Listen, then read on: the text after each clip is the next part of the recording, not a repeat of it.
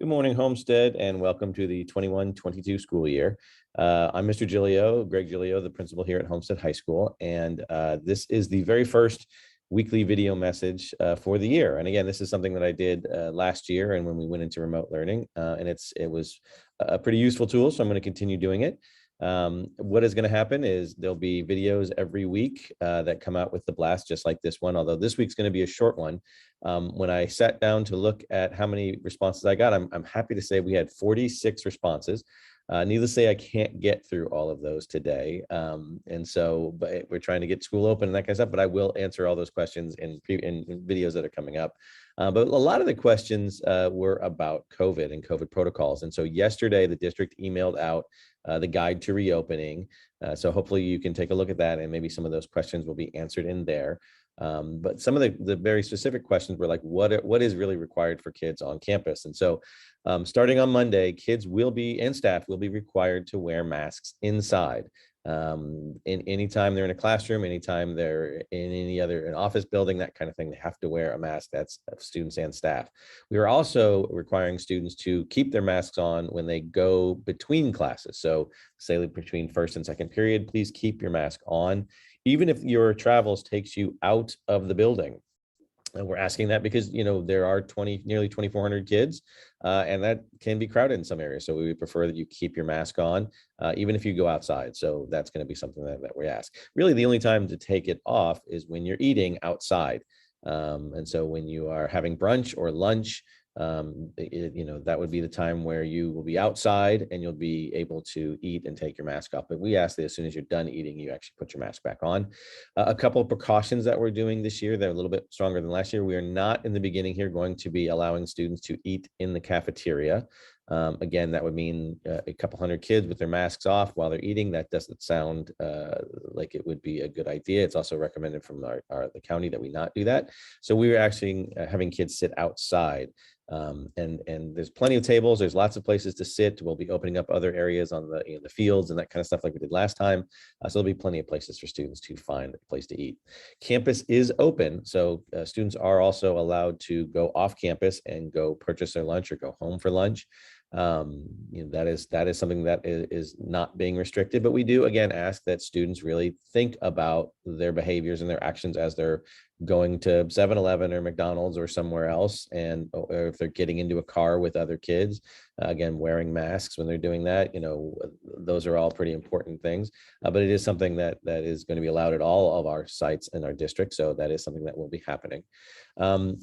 I'll also let you know that the no eating indoors with others also applies to our staff. Our staff cannot eat in a classroom with, say, 4 or 5 other staff members because that would require them to take their masks off. As a matter of fact, we've been doing professional development this week, and anytime we eat, we go outside and take our masks off and sit in different tables, that kind of thing. So it is affecting all of us. So it is something that we're asking all of our folks to do.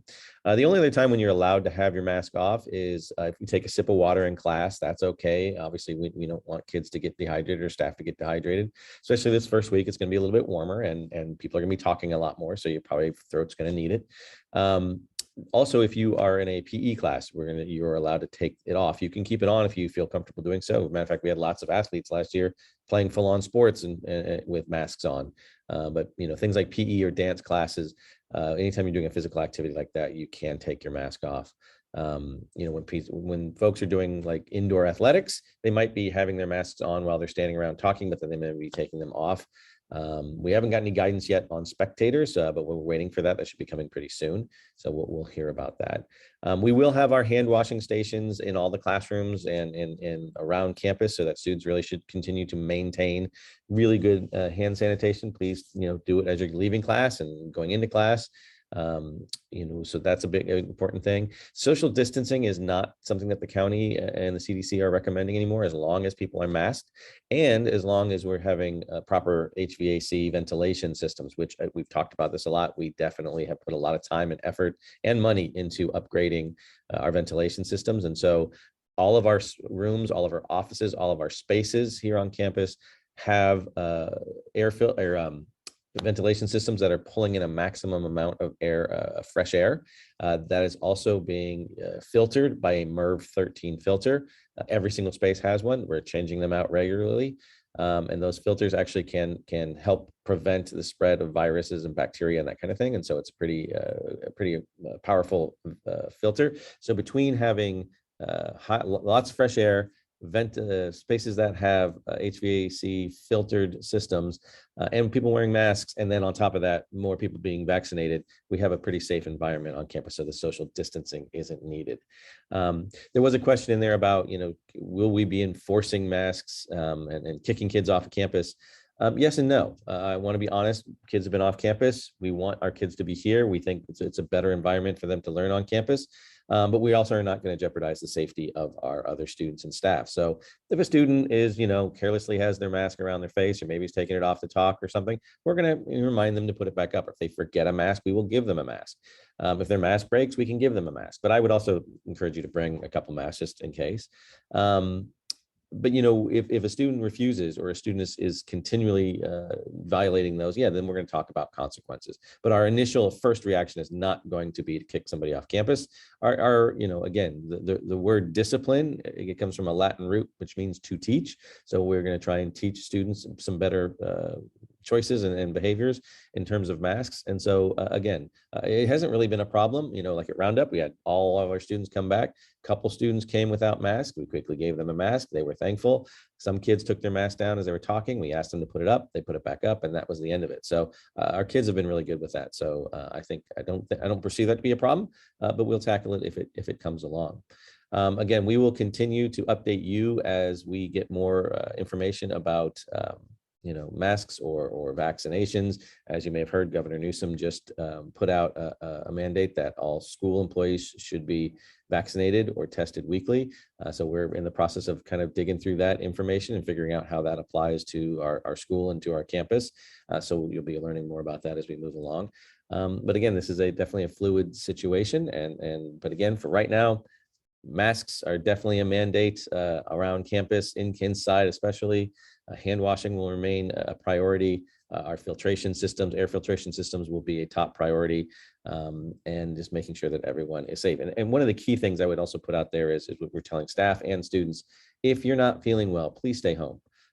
Again, that doesn't mean if you got a slight headache because you didn't drink enough water yesterday, you should stay home, because that might go away. But if you're really not feeling well, you've got the sniffles, or you're coughing, or you've got a fever, those kinds of things, stay home. Don't risk it. Don't come to school. We'd rather that you call in, and we've been asking our teachers to make sure they're working with students who can't come in because they're sick. We're going to be also working with our staff and saying, if you can't come in, don't come in. We'll get you a sub.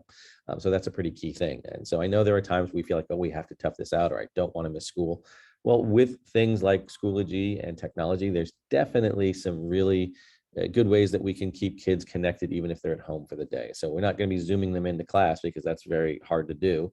But we're going to be allowing them to turn things in electronically, or maybe even see some recorded presentations or lectures from staff. So our staff is definitely working on those kinds of things. Speaking about computers, the other big thing that we're really looking forward to this year is moving towards a one-to-one or bring your own device system on campus.